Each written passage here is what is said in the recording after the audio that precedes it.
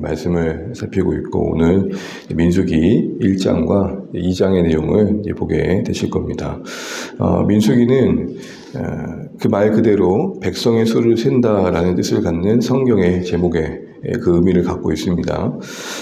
그래서 민수기의 특징 중에 하나가 오늘 우리가 읽은 것처럼 백성의 수를 각 지파별로 계수하는 그런 내용이 쭉 언급되고 있고 26장에 가게 되면 거기서도 한 번 더 인구 계수를 하는 장면이 나옵니다. 사실 이 인구 계수를 한다라는 것이 다윗이 했을 때는 하나님 앞에 큰 번제로 여겨졌었죠. 왜냐하면 그때의 그 목적은 다윗이 왕으로서 내가 이 정도 대단한 나라를 이루고 있구나 라는 교만의 방편이었기 때문입니다.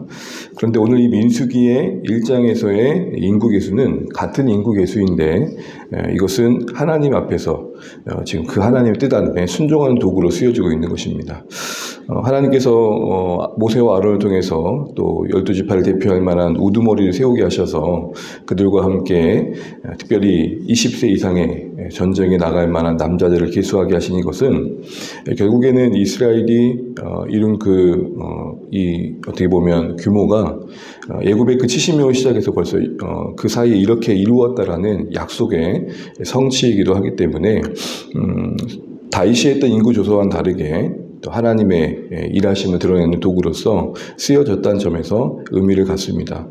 그러니까 같은 일인데, 같은 어떤 시도인데 하나님의 뜻 안에서 이루어지는 것과 그렇지 않는 것의 차이가 있음을 다시 한번 좀 생각해 보게 됩니다. 특별히 왜 인구 계수가 두 번이나 언급되느냐 할 때 그 사이 이야기가 민수기의 전반적인 주제이기도 합니다. 인구 계수를 한 뒤에 바로 이제 광야에서 펼쳐지는 이스라엘 이야기가 펼쳐지게 되고 그리고 또 한 번의 인구 계수를 하게 된 겁니다. 첫 번째 인구 계수는 20세 이상의 싸울 만한 자를 의미했고 그간 하나님께서 얼마나 이스라엘에게 너희의 후손을 풍성케 하겠다는 그 아브라함의 약속을 이루셨는지를 보여주는 내용입니다. 그런데 그 사이 광야에서 방황을 하게 되죠. 그 방황의 이야기에 그 다음에 인구 계수는 여러분 잘 아시는 것처럼 가데스 바네아에서 이렇게 인구 그 정탐꾼을 보냈을 때 두 명은 하나님께 이 땅을 주셨다라고 소망을 말했지만 10명 나머지 인원들은 우리 여기 가다간 죽는다. 우리 그들의 밥이다. 그런 어떤 부정적인 보고와 함께 이스라엘 백성들이 이루려고 우리 여기가 데려왔냐 이런 말이 돌게 되고 그 과정 속에서 하나님께서 내가 이 세대를 데리고 들어가지 않겠다. 니들 말대로 그리고 다음 세대 자녀 세대를 약속의 땅에 데려갈 것이다 라고 말씀하시죠. 그 이야기의 배경 속에서 26장에서 가데스 바네아를 지나서 모압 평지에 이르렀을 때 이제 인구 계수를 한번 하게 됩니다. 그래서 오늘 개론을 다 얘기할 수 없지만 두 가지를 기억하시면 좋겠습니다. 두 번의 인구 계수가 있었다. 이 민수기 안에. 첫 번째는 하나님의 일하심을 증거하는 거다. 야 봐라 하나님께서 이렇게 신실하게 아브라함으로 시작해서 이 많은 민족을 이루셨다. 두 번째 인구 계수는 우리 이스라엘 불순종 뒤에 이루어진 일으로서 소망과 기회를 보여주시는 거죠. 광야 여정에 그들의 원망과 불평을 보시고 그냥 어떻게 보면 지우셔도 됐을 텐데 약속을 기억하시사 새로운 민족을 새로운 자녀 세대를 일으키셔서 약속을 이어가시는 신실하심을 보여줍니다. 민수기 안에 그래서 두 가지 주제로 보이는 거죠. 반역하는 이스라엘, 그럼에도 불구하고 신실하신 하나님. 이 두 가지 이야기를 분명하게 드러내주고 있는 이야기가 민수기에 있습니다. 그런 배경 속에 시작되는 민수기를 보게 되면 아직 이제 시내산 안에서 이제 강야로 이동할 가나안으로 가게 되는 여정을 준비하게 되는데요. 1장에는 인구 계수가 나오고 2장에는 진영을 편성하는 내용이 나옵니다. 그래서 1장은 한마디로 말하면 20세 이상의 싸움에 나갈 만한 남자를 세라고 하는데요. 몇 명이나 되는가 볼까요? 1장 46절 보겠습니다. 1장 46절 같이 한번 읽어보죠. 20대 계수된 자의 총계는 60만 3,550명이었더라. 네, 60만 3,550명이었더라. 이게 남자 20세 이상이 싸울 만한 사람이니까 대략의 한 가정당 4명만 계산해도 벌써 200만 명이 넘는 어마어마한 민족을 이루셨다라는 것들을 우리가 다시 한번 확인하게 됩니다. 그런데 각 지파별로 이렇게 계수해가지고 이렇게 정리된 총합이 이렇게 규모가 나와 있습니다. 그런데 앞서 말씀드린 것처럼 2번의 인구 계수를 한다고 그랬잖아요. 그래서 광야에서 그렇게 방황한 뒤에 다시 새로운 세대, 이제 모압 평지 앞에서 가나안 땅을 바라보는 그 땅에서 셌을 때는 민수기 26장 51절을 보게 되면 60만 1,730명이 됩니다. 그러니까 대략 숫자가 60만 명으로 비슷하죠. 여기서 우리는 하나님께서 그 어떤 일하심에 있어서 일관됨과 그래도 새로운 세대 속에서도 비슷한 규모로 시작하게 하셔서 약속을 이어가시는 그런 모습들도 주목해 보게 됩니다.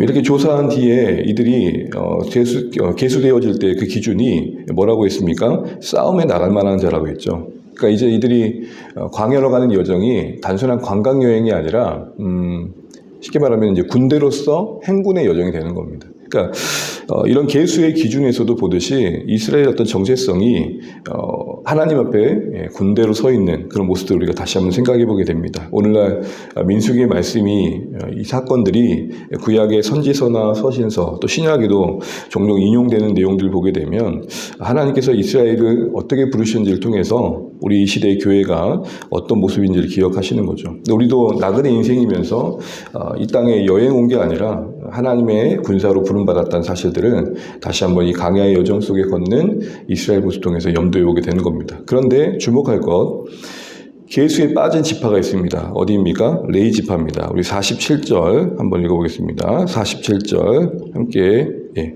읽어볼게요. 40절, 48절입니다. 그러나 레위는 그들의 조상의 지파대로 그 계수에 들지 아니하였으니 이는 여호와께서 모세에게 말씀하여 이르시되 49절까지요.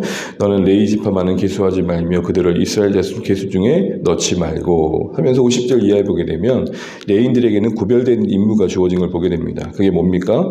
증거의 성막, 그 안에 있는 모든 기구와 부품들을 잘 관리하고 그리고 잘 운반하고 또 잘 설치하는, 그러니까 관리하고 운반하고 설치하는 성막의 일들을 중점적으로 책임을 부여하고 있는 것들을 보게 됩니다.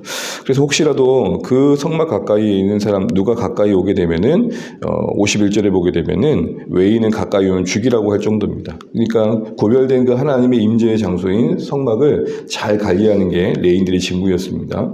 성막이 부정하게 된다는 것은 이스라엘 전체가 무너지는 것과 다를 바가 아니기 때문입니다. 근데 이런 의문이 하나 듭니다. 군대 입장에서 본다면, 군사의 입장에서 본다면 병사 한 명이라도 아쉬운 게 맞습니까? 아야 너는 괜찮다가 맞습니까? 아니 뭐라도 삽질이라도 한 명이라도 같이 하면 편하잖아요. 레위 지파가 빠졌다라는 게 사실 시사하는 바가 뭘까요? 한 지파라도 더하는 게 싸우는 입장에서는 유리할 텐데 레위 지파는 하나님께 예배하는 일들을 잘 할 수 있도록 집중시키고 있는 걸 보게 됩니다. 그렇습니다. 우리의 싸움이 아니라는 겁니다. 우리가 하나님께서 이 땅에서 하는 그런 영적 싸움뿐만 아니라 이 땅의 광야의 여정에서 싸워야 인생의 여정 속의 여러 싸움들이 우리의 싸움이 아님을 잊지 말라는 겁니다. 숫자의 논리로 보면 레위 지파를 뺀다는 것은 어리석은 겁니다. 그러나 하나님의 주권의 관점에서 보면 레위 지파는 반드시 필요합니다. 그 바쁜 시간에 기도하는 거 시간 낭비입니다. 그 분주할 때 예배 드리는 거 어리석어 보입니다. 그래서 우리 인생 전반을 두고 보면 주권자이신 하나님의 관점에서 보면 예배는 목숨 걸고 지켜야 될 것이고 기도는 정말 우리의 삶의 호흡과 같은 것이 되어야 한다는 것입니다. 그게 부름받은 우리의 인생의 여정의 특별함입니다. 세상과 다름이죠. 세상의 방식과 다르다는 것은 유별난 게 아니라 내가 어디에 중심을 두고 있고 무엇을 의지하며 무엇을 위해 사는 자로서의 구별이죠. 레위 지파를 구별하시며 상징하는 바가 오늘 우리에게 그러한 도전을 주고 있는 것 같습니다.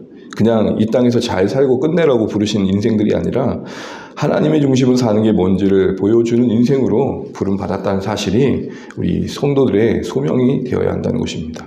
그러면서 2장에 보게 되면 여러분 진영을 이제 구성하게 되는데요. 우리 1, 2절 한번 읽어보겠습니다. 1, 2절입니다. 여호와께서 모세와 아론에게 말씀하여 이르시되 이스라엘 자손은 각각 자기의 진영의 군기와 자기 조상의 가문의 기호 곁에 진을 치되 해막을 향하여 사방으로 치라. 사방으로 치되 해막을 중심으로 칠하는 것입니다. 그러면서 동방에 또 남쪽에 또 서쪽에 북쪽에 두어야 할 지파들이 쭉 나열됩니다. 또 그리고 레위 지파는 17절 한번 보겠습니다. 17절 보시면 그 다음에 해박이 레인의 진영과 함께 모든 진영의 중앙에 있어 행진하되 라고 되어 있습니다.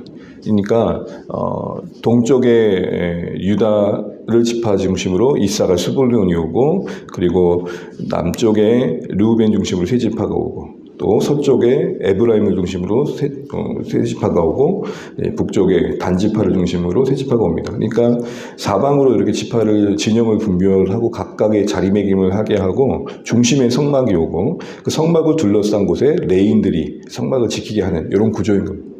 이런 구조가 우리에게 주는 게 뭐겠습니까? 결국 앞서 말씀드린 것처럼 하나님을 중심으로 이스라엘 백성들을 움직여 가야 되며 강해의 여정을 걸어가야 된다라는 것입니다. 더 나아가서 성막이 그들 중심에 있어서 각 지파별로 서로 함께 모여 있는 것, 사방으로 함께 흩어져 있지만 그 중심은 성막인 것. 다시 말하면 성막이 네트워크인 거죠.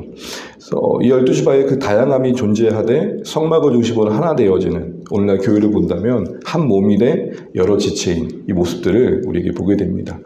예수님으로 연결된 공동체가 교회라는 것이고, 하나님 중심으로 연결된 공동체가 교회입니다. 그래서 우리 너무 잘 알지만 우리가 서로 친해지는 것만큼 더 중요한 것은 우리를 친하게 하는 게 뭐냐가 더 중요합니다. 기질이 맞고 성품이 비슷하고 취미가 같고 그래서 친해지는 건 저는 동호회가 아닌가 싶습니다. 서로 다르지만, 인생의 요정이 다르지만, 그 이야기가 서로 틀리지만, 서로 여러 모습들이지만 서로가 한 방향으로 가게 하시는 건 오직 하나님입니다. 우리가 모인 이유가 뭔지, 우리가 부르신 하나님 안에서 어떻게 서로를 이해하고 있는지 더 고민해보는 말씀이 되는 것 같습니다. 말씀을 정리해 볼게요. 여러분, 민수기는 그 제목의 뜻이 뭐라고요? 백성의 수를 세다. 그래서 첫 번째 1장에 26장에 각각의 처음과 끝부분에 시내산과 모압 평지 안에서의 인구 계수가 둘러싸고 있습니다. 그리고 그 가운데 이야기가 광야의 이야기입니다. 광야에서 이동하면서 이스라엘 백성이 하나님 앞에 어떻게 불평했는지, 대표적인 사건이 가네스 바나에서의 불평이고, 그리고 불뱀 사건이 나오죠. 그래서 노뱀으로 구원받는 이야기도 나오게 됩니다. 그래서 햄버거로 비유하자면 양 끝에 빵이 있고, 그리고 그 사이에 패드가 들어가 있는데 그게 광야의 이야기다. 그래서 히브리어 성경의 이 민수기의 제목은 뭐냐면 광야에서라고 되어 있습니다. 그러니까 제목만으로도 민수기 내용이 대략 살펴지는 거죠.